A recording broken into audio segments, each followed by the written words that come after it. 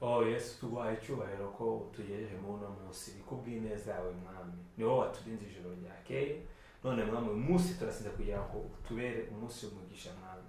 Uyu ni umunsi waturemeye kugira ngo tuwishimiremo mwami. Fungura imiryango yari ikize ku buzima bwa bene data mwami. Kora igitangaza ku buzima bwabo mwami. Ongera ubigaragarize bundi bushya mwami. Ongera ubatabare mwami mu izina rya Yesu Kristo. Subizamo ibyiringiro ababibuze mwami. Mwami dusengeye by'umwihariko aba bana batoya babuze kirengera mwami, batewe n'ababyeyi babo. Aba bana mwami bavukiye mu bukene bukabije, batabona iby'ingenzi mwami. Turabasengeye, abana ni umwandu uturuka kuri wowe n'umugisha. Turabingingiye ubarengere mwami. Shyigikira imiryango yita kuri aba bana batoya mwami. Abana bavuye mu ishuri kubera kuri ubushobozi ubafashe mwami. Mwami rengera abana batoya, ongera mwami ubarengere kuko niwo urengera batagira kirengera.